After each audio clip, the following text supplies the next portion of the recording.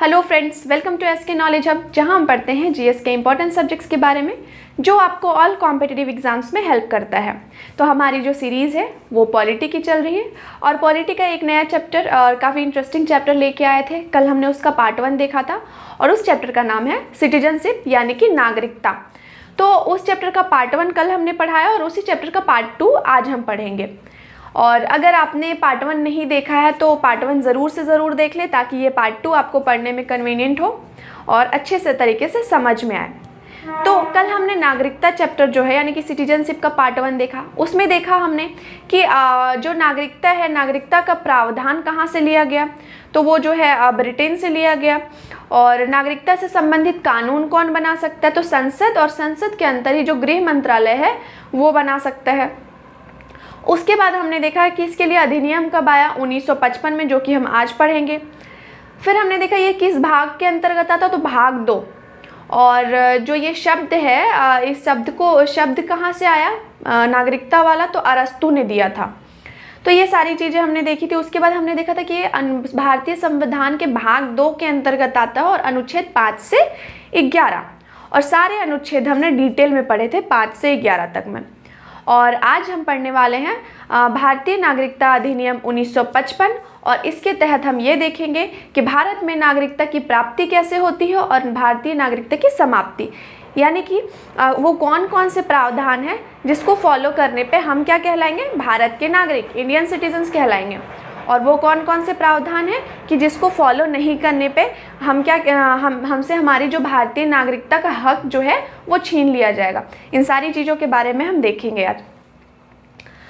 तो भारतीय नागरिकता अधिनियम जो है 1955 में आया और इसके दौरान इसके लिए 2 प्रावधान किए गए कि नागरिकता का अर्जन कैसे किया जाता है, यानी कि इंडियन सिटीजनशिप कैसे मिलेगी हमें और वो ख़त्म कैसे होगी। तो मुख्यतः जो है नागरिकता का अर्जन 5 तरीके से हो सकता है, यानी कि भारतीय नागरिक हम 5 तरीके से कहलाएंगे। और दूसरी चीज़ कि इसमें और कुछ चीज़ें हुई जो नागरिकता का ही वर्णन करता है, जैसे आपका जो एनआरसी है, नेशनल रजिस्टर ऑफ सिटीजनशिप, उसके बाद सीएए जो आया। तो ये इन सारी चीज़ों के बारे में भी, और क्योंकि ये करंट मुद्दा है, लेटेस्ट अपडेट है, तो इन सारी चीज़ों के बारे में भी पढ़ेंगे। तो आप कमेंट में बताएं कि इस सीरीज़ के साथ ही उसे, मतलब जैसे आज के क्लास के बाद कल की क्लास में उसको करवाएं, या फिर पॉलिटी की जो सीरीज़ ख़त्म होने के बाद या फिर बीच में किसी दिन संडे को करवाएं। तो जिससे जिस चीज़ में आपको ईजी पड़ता हो, कन्वीनियंट हो, वो आप कमेंट बॉक्स में ज़रूर कमेंट करके बताएं। तो मुख्यतः नागरिकता का अर्जन 5 तरीके से होता है। सबसे पहला जन्म के आधार पे, तो जन्म की कौन सी तिथि है, यानी कि कौन सी तिथि को हमारा जन्म अगर होता है भारत में तो हम भारतीय नागरिक कहलाएंगे। तो 26 जनवरी 1950 के बाद जिसका जन्म भारत में हुआ हो तो वो क्या कहलाएंगे, भारतीय नागरिक। तो 26 जनवरी 1950 के बाद भारत में अगर जन्म हुआ हो तो भारतीय नागरिक कहलाएंगे। तो कहीं ना कहीं ये उस दौरान तो चलिए ठीक है कि 26 जनवरी 1950 के बाद जिसका जन्म हुआ उनको ऑटोमेटिकली वो क्या कहला लें कि भारतीय नागरिक कहलाएंगे। लेकिन इससे क्या हो सकता है कि जो डेट है, इस डेट के दौरान क्या होता है, विदेश से कोई आते हैं और यहाँ पे उनके बच्चे का जन्म होता है तो उसे तो ऑटोमेटिकली ईजिली भारतीय नागरिकता मिल जाएगी और उसे सारे अधिकार प्राप्त हो सकते हैं।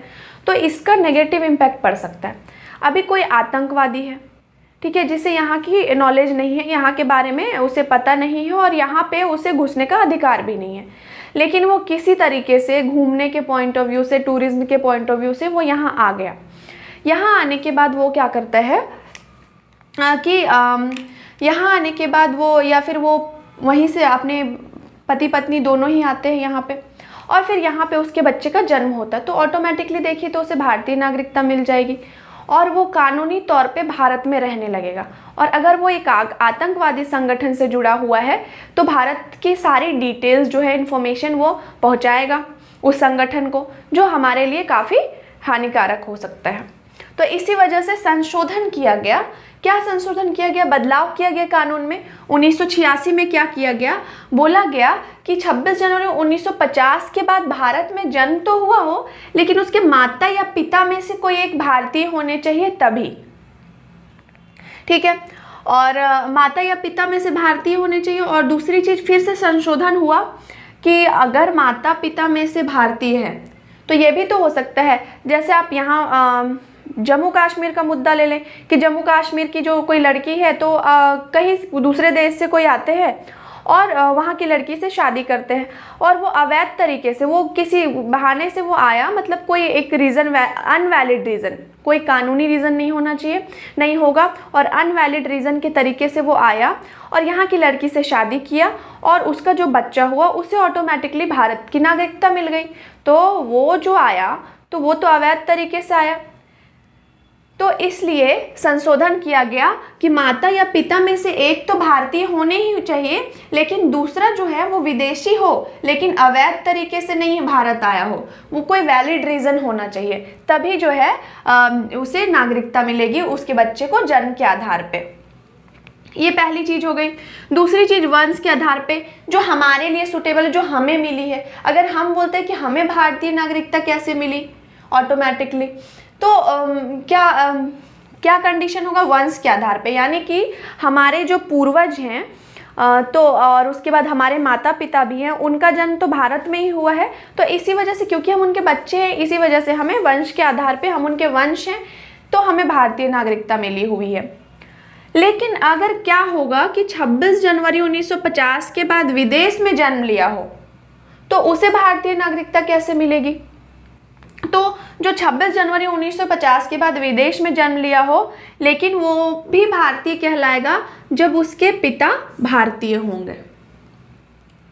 हो सकता है वो घूमने के पर्पस से या जॉब करने के पर्पस से कोई यहाँ के गए हों, वहाँ पे उनकी शादी हुई हो और फिर क्या हुआ हो कि उनका जो बच्चा 26 जनवरी 1950 के बाद विदेश में जन्म लिया हो, तो इस आधार पे उसे भारतीय नागरिकता मिल जाएगी। लेकिन सिर्फ पिता को ही क्यों? हमारा भारत तो जेंडर इक्वालिटी को क्या करता है, तवज्जो देता है, बोलता है कि जो स्त्री पुरुष दोनों सेम है, मेल फीमेल को इक्वालिटी देनी चाहिए। तो इसी वजह से संशोधन किया गया कानून में कि 1992 में बोला गया कि पिता, सिर्फ पिता ही नहीं, पिता या माता में से कोई भारतीय नागरिक होने चाहिए, दोनों में से कोई एक, माता भी हो सकती है, पिता भी हो सकते हैं। अब तीसरा कंडीशन क्या है कि पंजीकरण द्वारा, रजिस्ट्रेशन करने के लिए, अगर हम रजिस्ट्रेशन करते हैं तो हमें नागरिकता मिल जाएगी, लेकिन इसके लिए भी शर्त है। तो क्या शर्त है? कोई विदेश से आया हो और उसे भारतीय नागरिकता चाहिए, तो एक एलिजिबिलिटी होती है। जैसे कोई भी एग्ज़ाम हम देते हैं तो हम क्या होती है, शर्त होती है कि आपकी क्वालिफ़िकेशन इतनी होनी चाहिए। तो उसी तरह विदेश से अगर कोई आए हों, उन्हें भारतीय नागरिकता चाहिए, तो उसके लिए भी एक एलिजिबिलिटी है। क्या है कि 7 साल वो यहाँ रहना चाहिए, वो 7 साल रह रहा हो, उसके बाद वो रजिस्ट्रेशन करवाएगा और 6 महीने तक का वो जो वैलिडिटी होता है रजिस्ट्रेशन का, उसके बाद उसको नागरिकता मिलेगी। और उसके बाद दूसरी चीज़ कि वो यहाँ भारतीय नागरिक से किसी के साथ शादी किया हो, फिर भी वो पहले से 7 साल रह रहा हो, तभी उसको जो है यहाँ पे रजिस्ट्रेशन करने के लिए वो वैलिड होगा, यानी कि एलिजिबिलिटी है 7 साल वो रह रहा हो। तो दूसरा कंडीशन, भारतीय नागरिक सिर्फ विवाह किया हो और जो रजिस्ट्रेशन किया हो उसके पहले 7 साल, यानी कि कंडीशन ही है कि आप विदेश से आए लेकिन आप 7 साल रह रहे हो, पहले जब रजिस्ट्रेशन करवाने गए हो उसके पहले से आप 7 साल पहले तक 7 साल पूरा रह रहे, उसके बाद ही आपको पंजीकरण के द्वारा नागरिकता मिलेगी। उसके बाद प्राकृतिक रूप से, इसे आप देशीकरण भी बोल सकते हैं। तो इसका क्या कंडीशन है ये भी देखते हैं हम। 14 वर्ष से भारत में रह रहा हो, यानी कि जब वो रजिस्ट्रेशन किया हो तो उसके 14 साल पहले तक वो भारत में, 14 साल तक वो भारत में रह रहा हो तभी उसको। लेकिन और भी कंडीशन है, 8वीं अनुसूची की भाषाओं का ज्ञाता हो, कम से कम 8वीं अनुसूची में जो 22 भाषाएं हैं, जैसे अगर हिंदी का भी ज्ञाता हो, हिंदी उसी के अंतर्गत आता है, तो क्या होगा कि तो उसे भारतीय नागरिकता मिल सकती। और भी कंडीशन है, सेवा, विज्ञान, दर्शन, कला, साहित्य से संबंधित हो, यानी कि उसका भारत में योगदान हो, अगर 14 साल तक रह रहा हो उस दौरान वो भारत में योगदान दिया हो, अपना सेवा दिया हो, या उसको कला का ज्ञाता हो, जैसे सिंगर हो, डांसर हो, कुछ भी, प्लेयर हो, क्रिकेटर हो, तो और साहित्य, लिटरेचर से रिलेटेड हो, तो भी उससे नागरिकता मिलेगी। और भी कंडीशन है कि वो जिस देश का पहले से नागरिक है, यानी कि वो दूसरे देश से आया है ना, तो वहाँ की नागरिकता उसको त्याग करनी पड़ेगी। तब वो प्राकृतिक रूप से भारतीय नागरिक कहलाएगा। यानी कि 14 साल तक पहले रहे, उसके बाद 8वीं अनुसूची की किसी एक भाषा, कम से कम एक भाषा का जानकार हो, तीसरी चीज़ की वो कला साहित्य जो भी इन सारी चीज़ों से रिलेटेड हो, तो ही उसको क्या मिलेगी, भारतीय नागरिकता मिलेगी। और उसके बाद देखिए क्षेत्र समावृष्टि।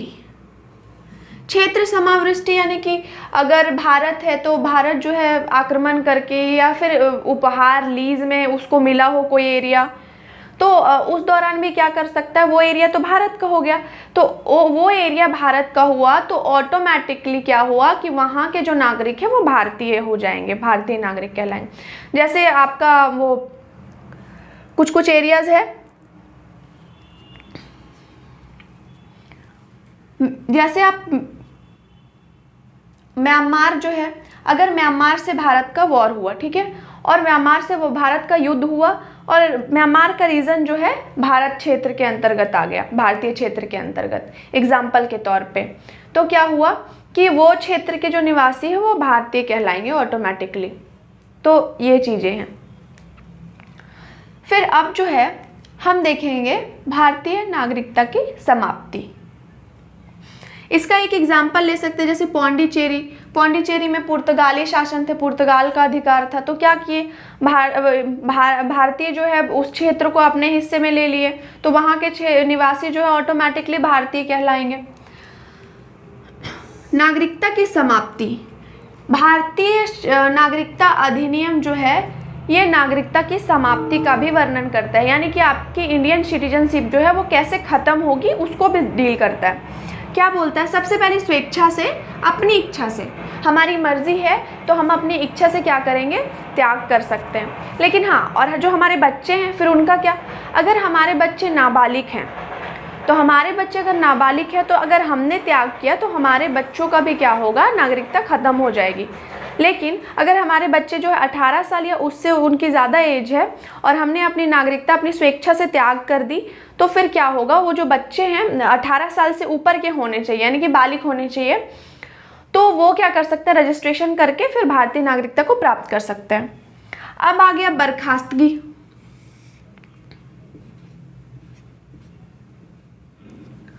तो बर्खास्तगी कैसे, तो ऑटोमेटिकली क्या कर दिया जाएगा, आपकी जो इंडियन सिटीजनशिप जो है वो ख़त्म हो जाएगी। कब, जब आप दूसरे देश की नागरिकता को स्वीकार करते हैं। जैसे ही आपने दूसरे देश की नागरिकता को स्वीकार किया, आपकी भारतीय नागरिकता खत्म। उसके बाद वंचित करने पर, कुछ ऐसे गैर कानूनी काम जो आप करेंगे तो जिससे आपकी भारतीय नागरिकता जो है वो ख़त्म हो जाएगी।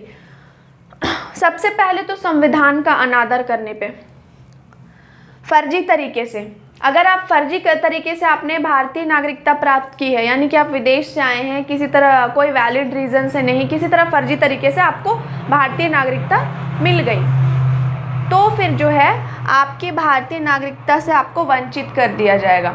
जैसे अभी हम जानते हैं लेटेस्ट जो मुद्दा है, बांग्लादेश से लोग आ रहे हैं, उनको उनकी आईडी बना दी जाती है और वोटर आईडी बना दी जाती है। एक तरह से अगर आपका पहचान पत्र बन गया तो आपके पास तो वही प्रूफ है ना मेन। हमारे पास जो हमारी वोटर आईडी है, जो हमारा पहचान पत्र है, उसमें जो हमारा जगह लिखा रहता है, क्षेत्र कहाँ से आप रिलेटेड है, तो उसमें जो क्षेत्र का नाम है उसी से तो पता चल जाता है कि हम वहाँ के सिटीजनशिप है। अब क्या होता है कि वोट बैंक बनाने के लिए कुछ पॉलिटिशियंस क्या करते हैं कि विदेशों से, अपने बॉर्डर से सटे जो एरियाज़ हैं, तो क्या करते हैं, उन देश से लोगों को बुला लेते हैं और उनको क्या कर देते हैं, वोटर आईडी उनकी बनवा देते हैं और फिर उनको वोट भी मिल जाता है। और क्या करते हैं, वो गैर कानूनी तरीके से रह रहे हैं, अवैध तरीके से, वही उनका जो फर्जी तरीके से रह रहा है, अगर वो पकड़ा जाता है तो उन्हें ऑटोमेटिकली जो है वंचित कर दिया जाएगा। यही सारी चीज़ों के बारे में हम पढ़ेंगे NCR में। युद्ध में शत्रु का साथ देने से, अभी देखिए अगर इंडिया चाइना का वॉर होगा, अब चाइना वाले के साथ मिल गए, चाइना वाले को हेल्प कर रहे हैं, उनको कुछ इन्फॉर्मेशन दे रहे हैं, और जैसे ही ये भारत सरकार को पता चल गया, आपकी नागरिकता रद्द। उसके बाद की नागरिकता के 5 वर्ष के दौरान दूसरे देश में, अब क्या हुआ, सबसे ये कंडीशन, इसके पहले ये कंडीशन जान लेते हैं जो भारत के बाहर 7 साल तक रह रहा हो बिना कोई इन्फॉर्मेशन किए, बिना आके जो है अपडेट करवाए हुए कोई भी चीज़, तो वो भारत में के बाहर 7 साल रह रहा तो ऑटोमेटिकली उसकी नागरिकता ख़त्म हो जाएगी। एक और कंडीशन है कि वो विदेश गया, 5 साल तक रह रहा है, लेकिन उस 5 साल के दौरान उसको 2 साल की सज़ा होती है, तो फिर उसकी जो नागरिकता है वो ऑटोमेटिकली ख़त्म हो जाएगी। तो इस तरीके से नागरिकता की समाप्ति हो जाएगी। तो हमने सारी चीज़ें देखा। नागरिकता अधिनियम 1955 के द्वारा जो भारतीय नागरिकता कैसे मिलेगी, सबसे पहले जन्म के आधार पे, यानी कि 26 जनवरी 1950 के बाद भारत में जो जन्म लिया हो वो भारतीय नागरिक कहलाएगा। लेकिन फिर इसमें बाद में संशोधन होता है। 1986 में बोला गया माता या पिता दोनों में से कोई एक भारतीय होने चाहिए। 2004 में बोलता है ठीक है माता या पिता दोनों में से एक भारतीय तो है, लेकिन वो जो विदेशी वाला जो है, जो विदेश वाला है ना, वो भी लीगल तरीके से आया हो, यहाँ पे लीगल तरीके से रह रहा हो, ना कि गैर कानूनी तरीके से रह रहा हो। उसके बाद दूसरा वंश के आधार पे, यानी कि वंश के आधार पर पहली चीज़ें की है जिनके माँ बाप पहले से ही जो है भारतीय हैं, यानी कि अगर जिसका 26 जनवरी 1950 के बाद विदेश में जन्म हुआ हो और जो जन्म लेने वाले व्यक्ति के पिता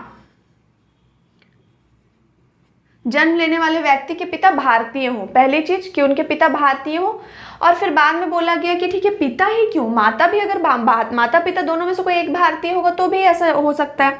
तो 1992 में अमेंडमेंट हुआ, संशोधन किया गया और बोला गया कि माता या पिता दोनों में से कोई एक भारतीय नागरिक होने चाहिए।